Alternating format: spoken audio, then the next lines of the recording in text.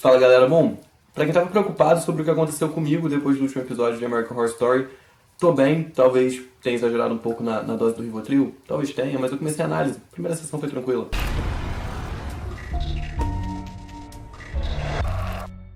Bom, eu vou estar dividindo esse vídeo em duas partes, a primeira parte vai ser uma parte mais tranquila, uma parte que não vai gerar uma discussão, que não vai gerar uma polêmica. A segunda parte eu já não me comprometo. Então vamos começar falando do episódio no geral, o que aconteceu, quem que apareceu, quem que não apareceu. Primeira coisa é que Edward Mott, o fundador da casa onde Shelby e Matt estão morando e vivendo o inferno de suas vidas, finalmente apareceu e teve um pouco mais de destaque na temporada.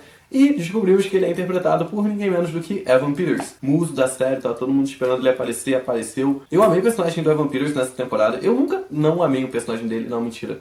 O Kyle de Coven, eu não gostei. Mas a gente pode ignorar isso. Acho que a gente pode. Na história de Edward Mott, ele largou a filha e a esposa pra ir morar com seu namorado, noivo, não sei. Vamos usar a palavra parceiro, pra ficar mais abrangente. Numa nova casa que ele estava construindo, uma casa gigantesca, e ele tinha o hobby de colecionar obras de arte, tanto pinturas quanto esculturas.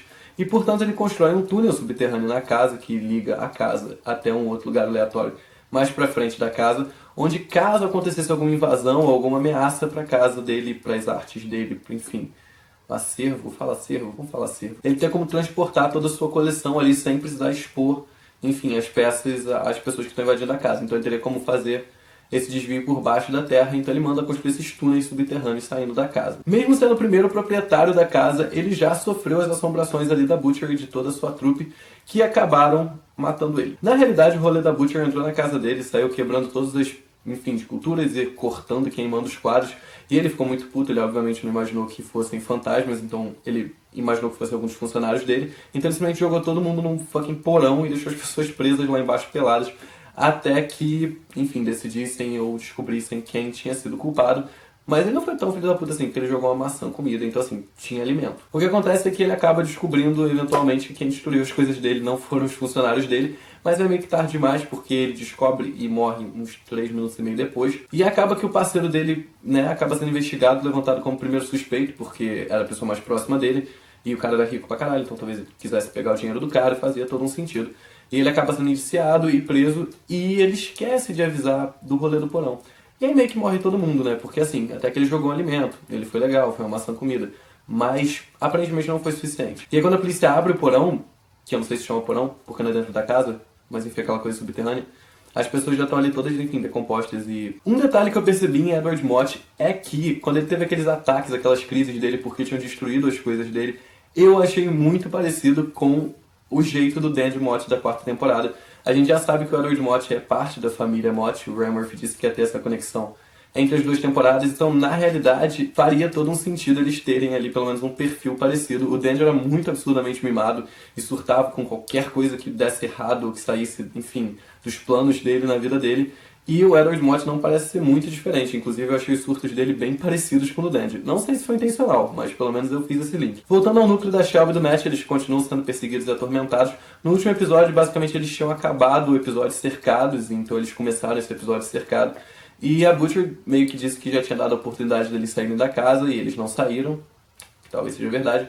E ela resolve que vai continuar ali atrás dele, e dessa vez não vai deixar eles escaparem, vai matar todo mundo e vai fazer os sacrifícios dela, porque ela precisa fazer. E aí na hora que a Shelby e o Matt decidem pegar o carro pra fugir, eles estão descendo a escada com a Flora, que é a filha dali, no colo deles, e aí simplesmente aconteceu uma coisa que eu não sei se foi uma referência, né, mesmo, mas assim, na minha cabeça parece uma referência bem clara, uma referência que me deixou muito feliz. Uma menininha agarra o braço da Flora e arranca ela da Shelby, e assim, né, depois descobrimos que ela, enfim, era uma das vítimas da Butcher e tudo. Eu achei uma referência muito clara ao filme O Grito. É um dos meus filmes favoritos, eu achei a estética da personagem absurdamente parecida com a da Mulher do Grito. Eu não sei se foi impressão, mas até o movimento dela, aquela hora que ela saiu correndo pelo chão, tudo nela indicava que aquilo ali tinha sido baseado em algum momento nos filmes do Grito. Eu não sei se vocês sabem, mas o Grito não é uma produção americana, na verdade é uma produção japonesa. E se eu não me engano são 6 filmes japoneses e eles fizeram as 3 versões americanas. Mas independente da versão, a estética dessa personagem é a mesma nos 2 filmes. Então eu acredito que tenha sido baseado nisso. Até porque o Grito, independente de ser japonês ou americano, falando de qualquer um deles, foi um filme que fez muito sucesso no mundo do terror. É um filme que os fãs de terror gostam muito e que pelo menos me deu um cagaço bem grande quando eu era pequeno. Então eu tava esperando essa referência desde a primeira temporada. Fiquei muito feliz porque eu identifiquei essa referência. Bom, a Shelby e o Matt resolvem se trancar no porão, já que eles não tinham mais pra onde ir, eles estavam trancados. E aí é que aparece o Edward Mott de novo e resolve ajudar eles a fugir por aqueles túneis subterrâneos que eu falei pra vocês que ele construiu. E aí quando eles saem do túnel, eles acabam indo parar na casa daqueles caipiras que os garotos estavam mamando nos porcos.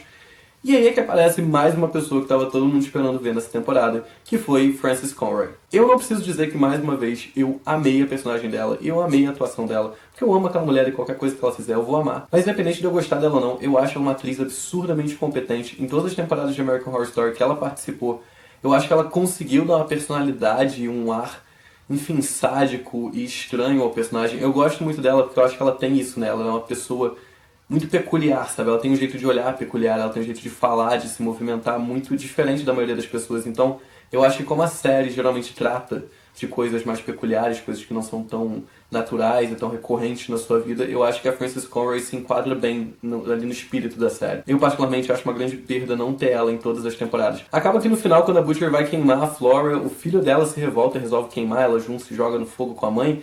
E aí, ali consegue salvar todo mundo e sai correndo no carro. E aparentemente ficou tudo bem, porque eles acabam dormindo no motel.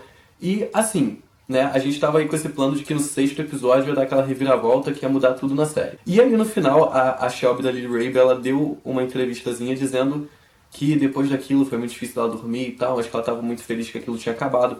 Então assim, aparentemente, o que aconteceu com o casal da Shelby e do Matt acabou nesse episódio. Então a partir do episódio 6 é que a gente vai saber o que vai acontecer e qual é a reviravolta que vai dar, porque o Ryan Murphy já prometeu essa reviravolta. Agora vamos à parte polêmica do vídeo, que eu sei que é o que vocês estão esperando e eu também quero dar uma esclarecida nisso aqui. Mais uma vez eu quero deixar claro que a opinião expressa aqui não é a opinião do American Horror Story Brasil, é a minha opinião, porque, como eu já expliquei pra vocês, a equipe é muito grande, não dá pra gente fazer, enfim, uma cúpula ali pra poder decidir o que a gente vai falar no vídeo. Então eu falo aqui a minha opinião. E tá tendo uma polêmica meio grande em relação a uma coisa, vou explicar pra vocês. Eu não sei se eu já dei essa explicação aqui no canal da American Horror Story Brasil, eu já tinha falado isso no meu canal, mas eu vou explicar pra vocês bem rapidinho. Existe uma diferença entre horror e terror. Basicamente o horror ele tem a ideia de te chocar visualmente, então são aqueles filmes muito sangrentos, aqueles filmes muito pesados que te deixam horrorizado. Essa é a ideia do horror.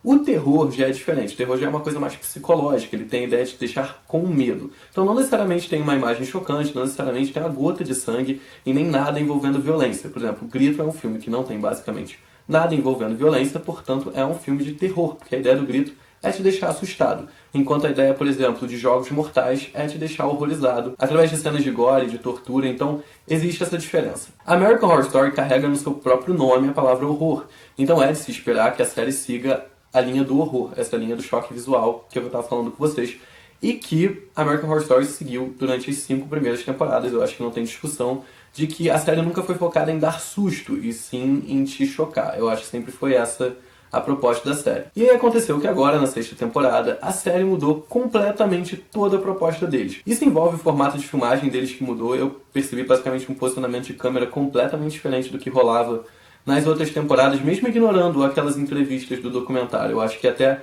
nas cenas normais da série tá tudo bem diferente, de fotografia, de tudo. E tivemos a mudança principal, de que foi que nessa temporada a série está focando muito mais em terror do que em horror. Ou seja, a série está focando mais em te dar sustos e te deixar com medo do que de fato te chocar visualmente. Não deixando de lado essa proposta, mas está focando mais nisso aqui. Tiveram algumas pessoas que ficaram incomodadas com isso, dizendo que a série estava perdendo a essência, dizendo que a série não estava mais o que era, que estava apelando para o terror para conseguir audiência e coisas do tipo. Bom, vamos à minha opinião a respeito desse assunto. Qual é o motivo principal para gostar de American Horror Story?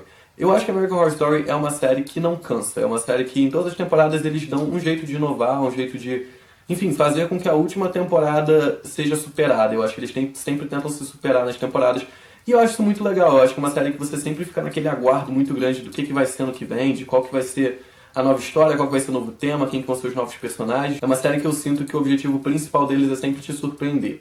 Então eu acho que a proposta inicial de American Horror Story era que em todas as temporadas eles renovassem aquilo ali de alguma forma para que não ficasse cansativo e mantivesse ali o padrão da série, que era ser uma série antológica. Então eu sinto que American Horror Story busca se renovar em todas as temporadas e fazer com que cada temporada tenha ali a sua personalidade, enfim, as suas características, e que você consiga dar uma identidade para cada temporada. Eu acho que essa é a ideia da série. Eu particularmente sou muito fã de terror e eu acho que o que American Horror Story está fazendo nessa temporada é simplesmente genial. Eles mudaram o formato de tudo? Mudaram. Porém, isso de forma alguma está fora do contexto da série. A série desde o começo se propôs a mudar sim em todas as temporadas. Se forem pegar o tipo de horror da primeira, não é parecido com o tipo de horror da terceira, que não é parecido com o tipo de horror da quinta. Então, mesmo ali dentro do universo do horror, American Horror Story já abordou inúmeras vertentes aí desse mundo.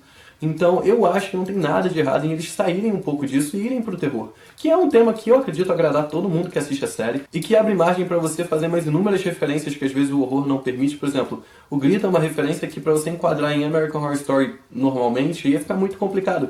Então, por exemplo, nessa temporada que já estão puxando mais pro terror, já é um lugar que você consegue envolver umas outras referências ali legais, de pegar outros filmes e se basear em outros filmes para fazer aquilo ali. Então eu acho super válido o que eles estão fazendo. Eles mudaram sim o padrão de American Horror Story, mudaram o que eles estão fazendo. Eu não acho que isso agora vai ser um novo padrão da série, eu não acho que eles vão deixar o horror de lado, até porque na minha opinião o horror não está sendo deixado completamente de lado.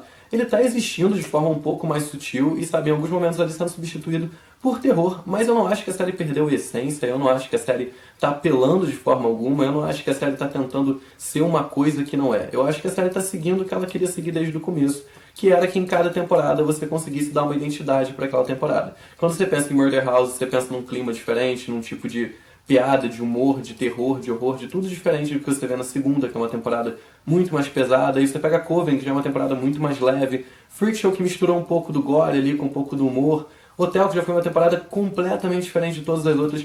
Então, assim, eu acho que tá no caminho, sabe? American Horror Story não saiu do que se propôs. Achei, inclusive, que essa temporada tá muito bem feita, muito bem produzida. Na minha opinião, o melhor elenco, sem dúvida, já reunido em American Horror Story. Eles, pra mim, pegaram os melhores de todos os elencos e colocaram em Roanoke.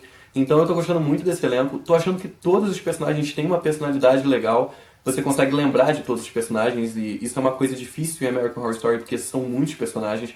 Então eu acho que eles estão mandando muito bem. Eu tô gostando muito dessa temporada. Não vou dizer que superou nenhuma outra nem nada porque, enfim, a temporada não acabou. Eu acho que isso tudo vai depender. Então eu acho que tamo bem, só tá diferente da última. Agora eu não entendo porque as pessoas têm sempre um problema com o que é diferente. As pessoas reclamam o tempo todo que, quero ver um negócio novo, quero me surpreender, quero um negócio que eu não tava esperando aqui.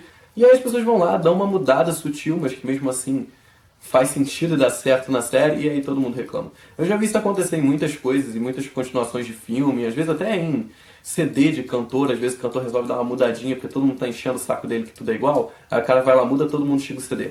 Enfim, acontece. Não é novidade pra ninguém que as pessoas se satisfazem muito dificilmente com as coisas. Então, enfim, a temporada tá aí. Aparentemente, do que eu tenho visto de feedback, tá agradando boa parte do público. Inclusive, muitas pessoas que eu conheço que nem assistiram a última temporada e tal, estão assistindo essa. Então, ainda acho que tá pegando ali um público diferente, às vezes um público que tinha desanimado, um público novo. E eu acho que estão mandando muito bem. Mas é isso, se você concorda comigo, comenta aqui embaixo. Se você não concorda, pode dizer aqui embaixo por que você não concorda. Sinta-se à vontade para opinar, eu acho super legal esse tipo de discussão. Não acho que a minha opinião reina sobre nenhuma outra, vocês sabem disso.